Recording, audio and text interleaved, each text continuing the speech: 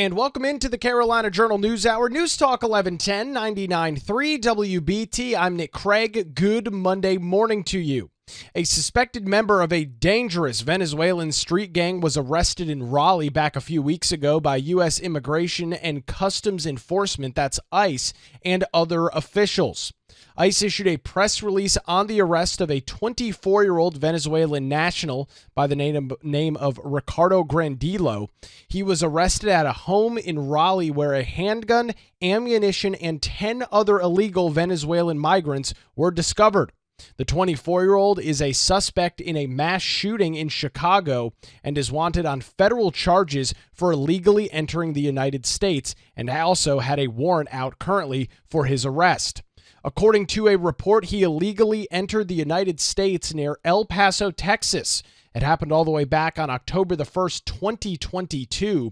Officials said that U.S. Border Patrol encountered him, after which he was paroled into the country and given a notice to appear in court.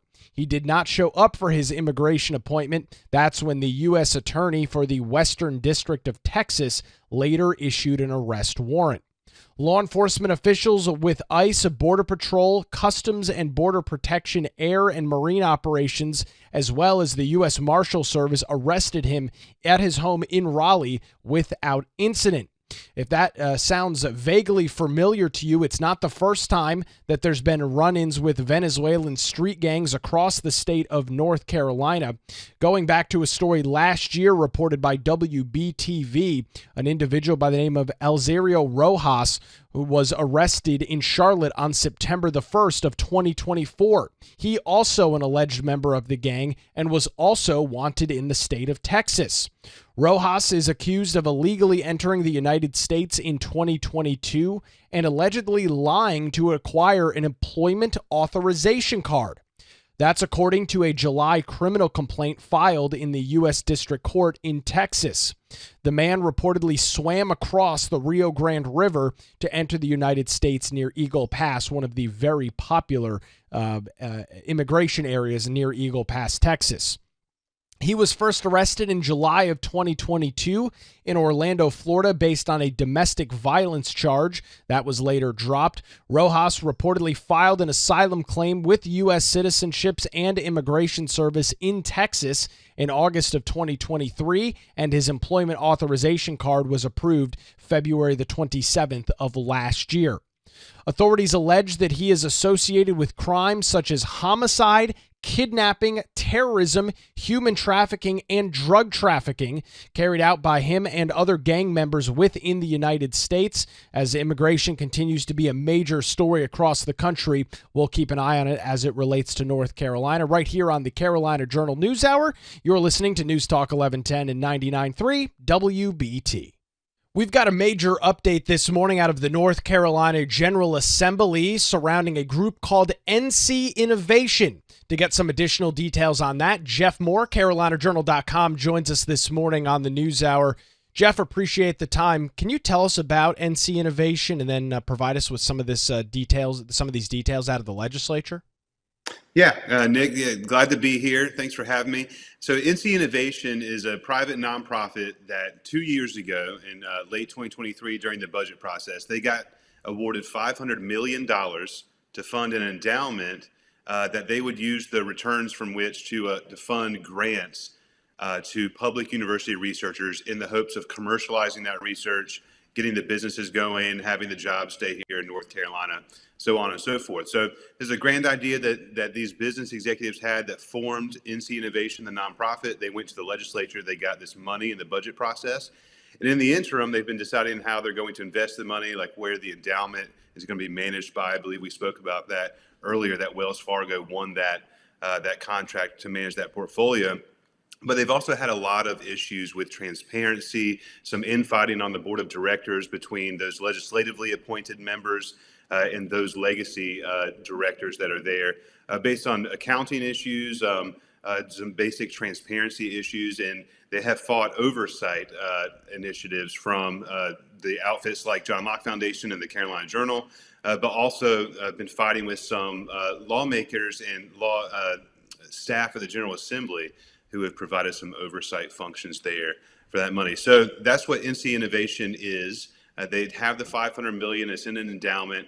And just yesterday, the co-chairs of the House Oversight Committee, Representatives Harry Warren and Jake Johnson, along with Representative John Blust, they filed legislation, House Bill 154, to actually reclaim the $500 million that was given to NC Innovation, to get that money back, to sever the relationship between NC Innovation and the state, and look to rededicate those funds for higher priority items that they're now facing as they get into the 2-year budget making process this time around.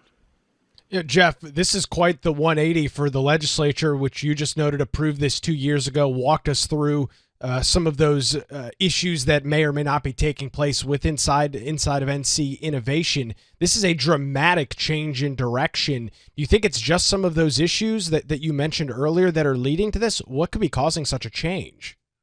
Well, I think there's a lot of external pressure, as you've seen, and everybody's probably aware of at this point. The disaster in Western North Carolina has called for a lot of relief funding. They've already kind of worked up more than $1 billion in the budgeting process from last year during modification processes.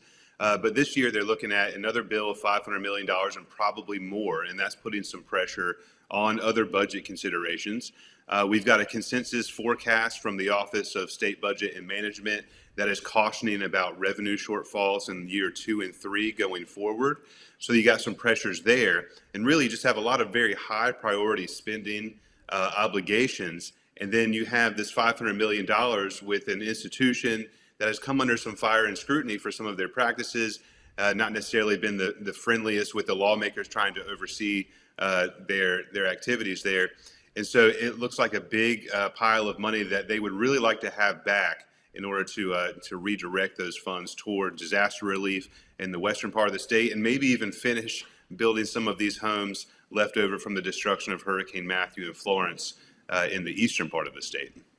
Jeff, now, we've heard. I should add also, Nick, originally the House was cooler on the idea of funding NC Innovation. Their initial proposal was about $50 million that they would give towards this project. Then there was also an appetite in the Senate that was very much more so. So they were actually looking to fund it to the tune of $1.5 billion, I believe. And so they met in the middle during the budget process, and it landed on that $500 million. So it's not necessarily surprising that the reclamation legislation is going to be coming from the House side. There's been no indication that there's any appetite at all to reclaim these funds on the Senate side. So this is going to be one of those big bargaining chips that comes into play during the budget negotiation process going forward. We'll have more details on this very interesting NC Innovation story with Jeff Moore coming up after this. You're listening to the Carolina Journal News Hour.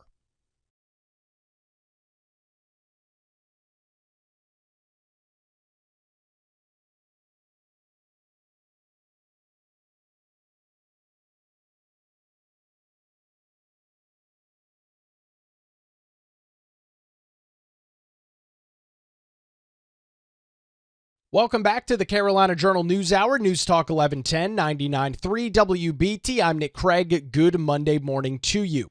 Two pieces of legislation passed the North Carolina House unanimously last week that target criminals looking to take advantage of households and businesses. Both bills would increase the punishment for certain crimes. We'll start off with House Bill 34, which aims to increase the punishment for mail larceny. This is amid ongoing issues with package thieves across the country and here in North Carolina. Under the proposal, the perpetrator would be sentenced at a one-class level higher than the usual principal offense for which the person was convicted if the stolen good was mail. According to Representative Donnie Lambeth, the Republican out of Forsyth County that brought that legislation forward, he says, quote, "It steps up the penalty by one step if you're caught stealing packages.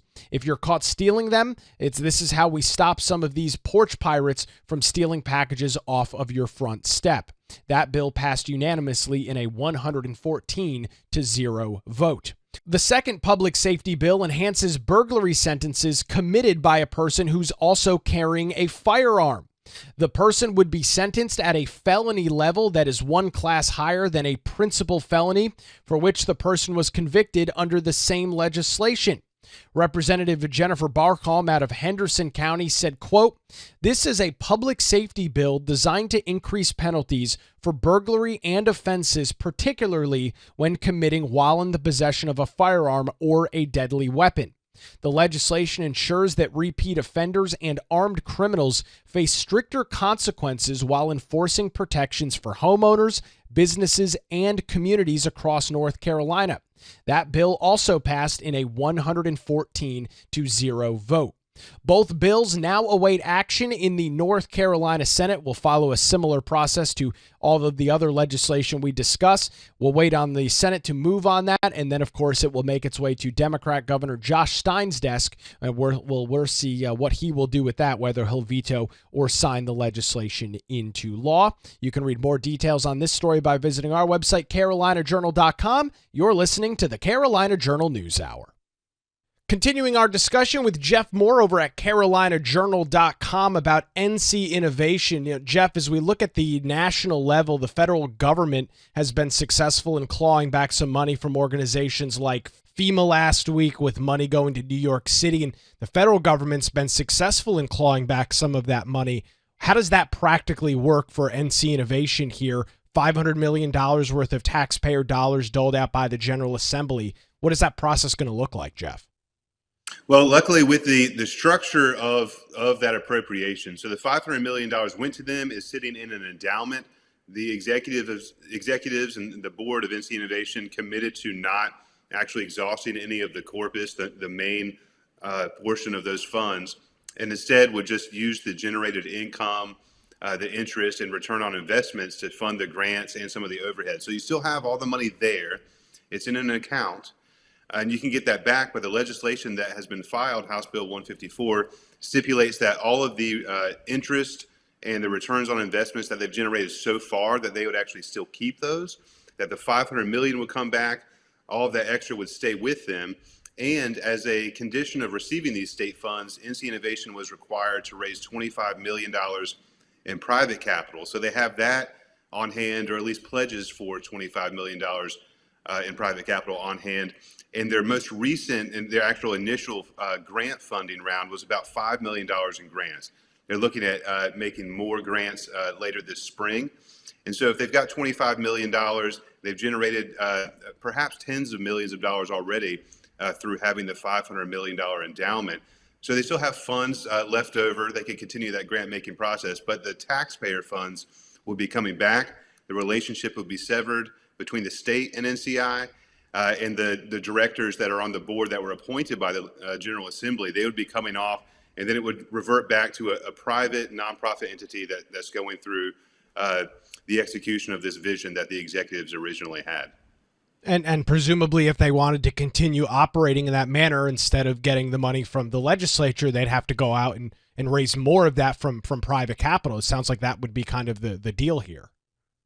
Yeah, I think so. And they might find a lot more fans of the idea in general, being that it would be funded with private capital. It really introduced a lot of headache, I'm sure, for the NCInnovation board, as well as lawmakers and taxpayer watchdogs, to have all this taxpayer money go towards such kind of a privately cultivated idea that didn't seem to have a whole lot of accountability for this level of funds going to them.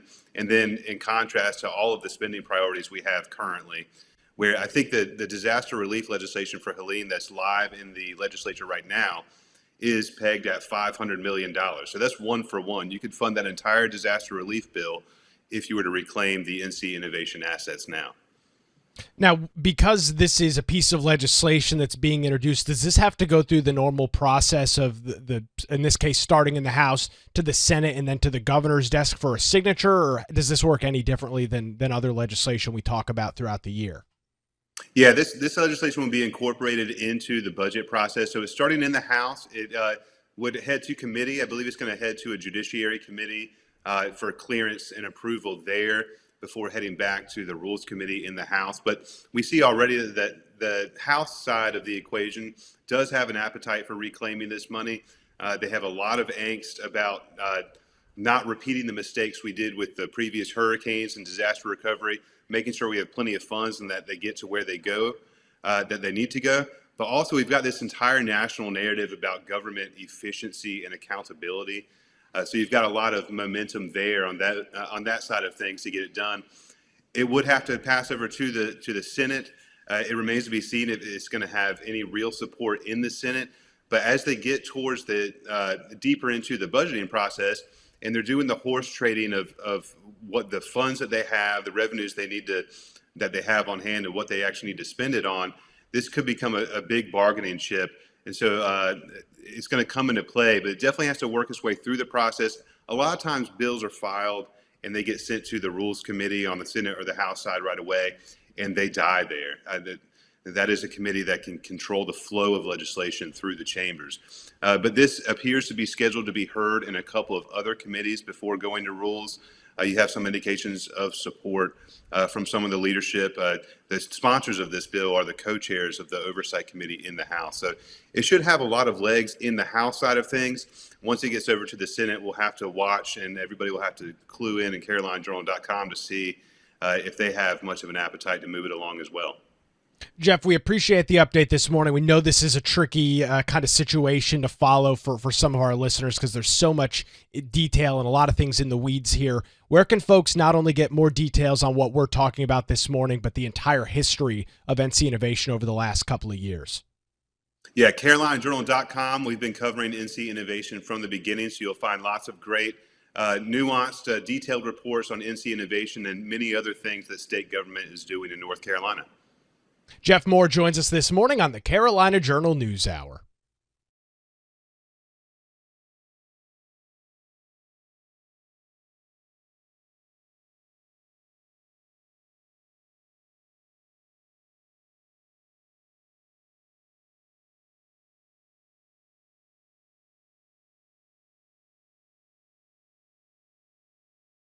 And welcome back to the Carolina Journal News Hour, News Talk 1110, 99.3 WBT. I want to remind you that you can take the show with you on demand on your own time by downloading the Carolina Journal News Hour podcast wherever you get your shows. Like and subscribe, and you'll get a new program delivered each and every weekday morning. It's the Carolina Journal News Hour podcast. Download and subscribe now.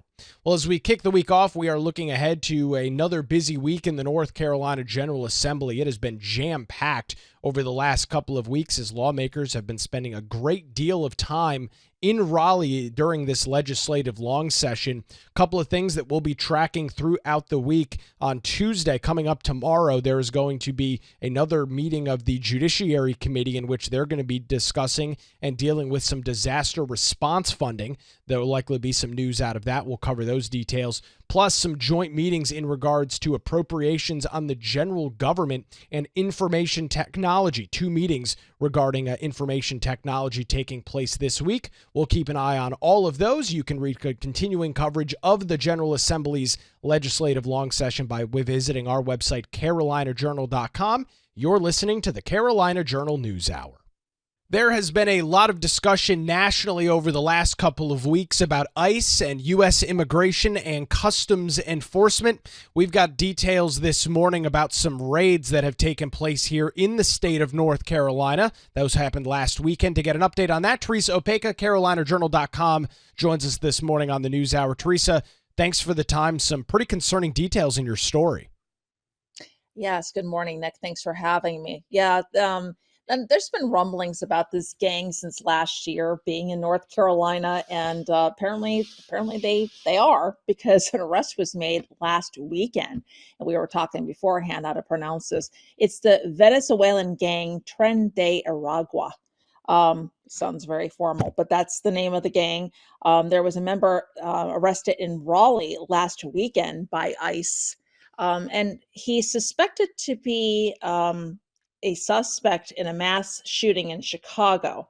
Wow. He's also wanted on federal charges for illegal entry into the U.S. And he also, let's see here, he illegally entered the U.S. near El Paso, Texas on October 1st, 2022. And officials said the U.S. Border Patrol encountered him, after which he was paroled into the country, given a notice to appear in court. But as many of them do, he never showed up for his immigration appointment. And the U.S. attorneys for the Western District of Texas later issued an arrest warrant. And here you go. I mean, it's just, there's been a series of these, and including, it was Aurora, Colorado. It was, if you recall, there was the apartment building. JD Vance got knocked for this, saying it was, oh no, there's nothing going on. And how many of them they arrested? They're actually shutting that apartment complex down in Aurora. So it is a problem. And it's great to see the Trump administration is carrying out these arrests across the country, and they're not stopping. Well, it's a couple of interesting things to note there. Suspect in a mass shooting in Chicago. But Teresa, this individual has, as you noted, has been in the country since late 2022 and seemingly has had some sort of arrest warrant over his head for at least a couple of years now, and seemingly has skirted under the radar of law enforcement. Yes, yes. And that's a problem for many of these people. I mean, this all started under the previous Biden administration, where they were all kind of like, it's a free for all. You can come in, oh, we'll give you an appointment, and of course they don't show up. So yeah, it is pretty scary to think about all these people being here. And it's not about being against legal immigration, but you just don't know who's here. I mean, to hear that it's happening in Raleigh, in North Carolina, they're finding these people, it's very, very scary. Let's turn the clocks back a little bit. Going back to September of last year, there was other members of this Venezuelan street gang that were arrested outside of the Charlotte metro area. What are the details there? Sure. So I don't know if I'm going to pronounce the whole name, but we'll say this was according to TV station WBTV. It was the last name is Rojas. Also, he was also known as La Fresa. That's a little bit easier to pronounce. He was arrested in Charlotte on September 1st. He was also an alleged member of the gang and also wanted in Texas. He entered illegally about the same time in 2022, and allegedly he lied to acquire an employment authorization card. And also he swam across the Rio Grande River and entered the U.S. That's how desperate he wanted to get into the country. He was first arrested in July of 2022 in Orlando, Florida, on domestic violence charges. Those charges were dropped. And then he reportedly filed an asylum claim with ICE in Texas, or U.S. Citizenship and Immigration Services in Texas, in August of 2023. Then his employment card was approved last February. And authorities alleged he was associated with crimes such as homicide, kidnapping, terrorism, human trafficking, and drug trafficking, carried out by the gang in the U.S. He's also accused of evading police September 2023 during a law enforcement operation against gang members in the U.S. The arrest warrant was issued for him afterward, and for crimes ranging, as like we say, terrorism, trafficking in arms and ammunition, money laundering, aggravated extortion, and association to crime. So I mean, this is just, you're like, wow. And people are up in arms about, protecting these people. It's just amazing. But yeah, this started in Charlotte, and I really didn't hear too much about this last year. Did you hear much about this? No, that didn't make a whole lot of breaking news across the country as many of these did. But this, of course, turns our attention to some laws that have changed in North Carolina over the last couple of years, Teresa. House Bill 10 passed just after the election last year, and that has some big changes for North Carolina sheriffs in areas like Charlotte, where in the past they were not necessarily complying with ICE immigrations and customs enforcement. That's right. So that law took effect on December 1st. It now requires all law enforcement officers to cooperate with the federal immigration detainers for undocumented immigrants. And also the Sheriff's Association told Carolina Journal at that time last November it was informing all 100 sheriffs across the state and their key personnel the details of that legislation. And they also emphasized that the law is straightforward and should not require any additional training for sheriffs to implement. But the association had no role in overseeing how the sheriffs enforce House Bill 10, leaving compliance to individual counties. And a good portion, over 90 of those counties, do comply. But there are certain counties, like Mecklenburg County Sheriff Gary McFadden, who has been known to disagree with these kind of requests in the past, and apparently is still still feels the same way.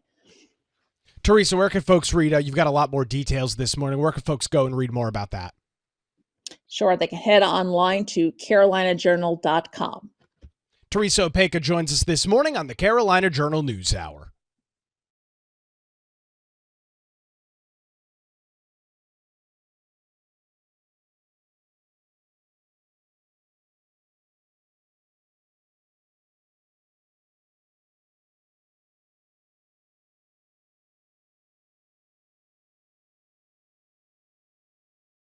And welcome back to the Carolina Journal News Hour, News Talk 1110, 99.3 WBT. I'm Nick Craig. Good morning to you.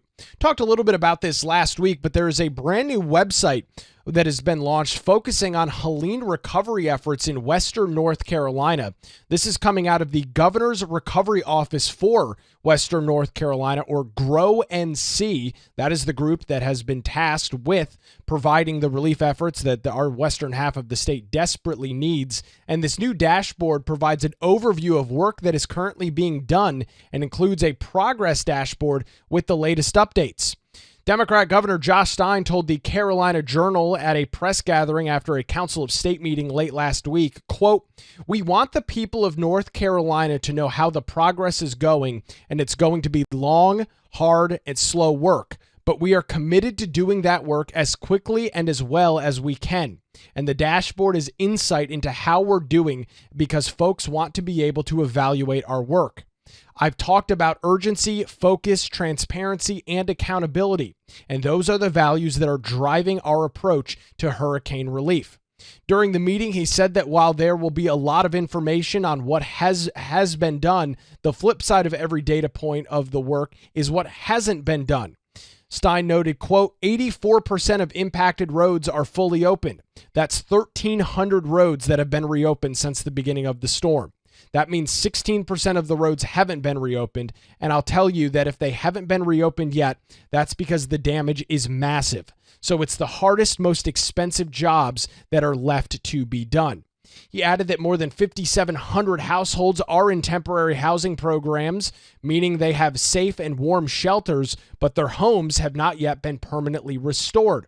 Thousands of cubic yards of debris have also been removed, and as we covered over the last couple of weeks, NCDOT has worked diligently to get portions of I-40 reopened between Tennessee and the North Carolina border. You can get more details on this dashboard by visiting the website.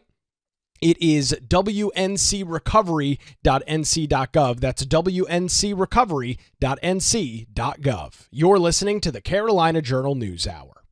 We are continuing to keep a close eye on the North Carolina General Assembly as they are just a few weeks into their long session up in Raleigh. Lots of legislation being filed back and forth, Republicans and Democrats alike. This morning, we are tracking two pieces of legislation that deal with public safety. We know that was a big issue in the November election last year. To get some additional details on that this morning, Brianna Kramer, CarolinaJournal.com, joins us on the News Hour. Brianna, thanks for the time this morning. Tell us about these two public safety bills and what they could mean for North Carolinians if they're to go forward. Hey, Nick. Yes, two different bills passed the North Carolina House last week unanimously that target criminals looking to take advantage of households and businesses alike. So both of these bills would increase the punishment for certain crimes. So the first bill, House Bill 34, it aims to increase the punishment for mail larceny amid ongoing issues with package thieves. So porch pirates is what a lot of people refer to them as. And we've seen all of the viral videos of people going up to doorsteps and taking packages. And so that's kind of what this bill is targeting is, this trend of, people coming up to doorsteps and stealing things that are not theirs. And so under this proposal, the perpetrator would be sentenced at one class level higher than the principal offense for which the person was convicted if the stolen good was mail. So definitely just targeting the idea of stealing packages off people's front lawns, basically. So Representative Donnie Lambeth, he is one of the sponsors of this bill. And he explained on the House floor that it just steps up the penalty by one step if you're caught stealing packages.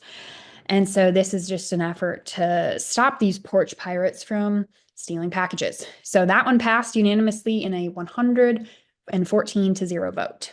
Looking back at some of our Carolina Journal polling before the election last year, crime and public safety, while it was not one of the top 2 or 3 issues that voters cared about, there was, of course, inflation and the southern border, some of those things polling higher. Brandon, it was still a relatively popular issue in regards to people when they were asked, what is your most important issue in the election? And while, we're not talking about, gun violence or anything like that, it's still criminal activity. And in this case, this is something that probably a lot of people either have had to happen to themselves or know somebody that have had packages stolen right out of their mailbox or right off their front step. Yeah, that's right. And it's definitely an issue, an ongoing issue. And it's something that legislators definitely want to target this session. Public safety is a priority for our legislators, which is a good thing. And you don't always think of maybe something like stealing packages as something that, state lawmakers need to get done and taken care of right away. But you know what? It is something that is happening in communities, and, nobody wants to deal with that. That's frustrating. People can lose out on a lot of money. And if you don't have the little camera looking out and you're not able to catch somebody, that's just a loss for the individual. And so I think they're just trying to step this one up to try to have a little bit more accountability in place and just kind of deter people from these actions. Looking at this second piece of legislation, this is more under the traditional category of crime. Tell us a little bit about House Bill 42. Yeah, so this second public safety bill would enhance burglary sentences committed by a person who's also carrying a firearm. So the person would be sentenced at a felony level that is 1 class higher than the principal felony for which the person was convicted under this legislation, if they are carrying a firearm at the time of breaking and entering, or any kind of burglary. So really, it's just enhancing the charges on somebody if they're carrying a gun while also committing some sort of breaking and entering crime. And so this was also bipartisan. Everybody, Democrats and Republicans alike, voted for it. It was also unanimous. And legislators described it as a bill designed to increase penalties for these offenses, to ensure that repeat offenders and armed criminals face stricter consequences while enforcing protection for homeowners, businesses, and communities across North Carolina. The business aspect is the first thing that came to my mind as, gas stations and convenience stores unfortunately find themselves often victim of these hold-up robberies that take place. So this could have some pretty significant impacts across the state. Yeah, definitely. And on the part of homeowners, one legislator pointed out that when you break into someone's house and you have a gun, that's a lot worse than if you just break into a house and you're unarmed. Obviously either case is not good. But if you have a gun and there's people in the home, that's, a very dangerous situation. And so definitely, again, trying to deter, we're trying to really target public safety and deter these types of offenses from even happening. Brandon, where can people go this morning to get details on both pieces of these legislations? Sure. Go to carolinajournal.com and you can see the latest there. A great update this morning. Brianna Kramer from the Carolina Journal joins us on the Carolina Journal News Hour.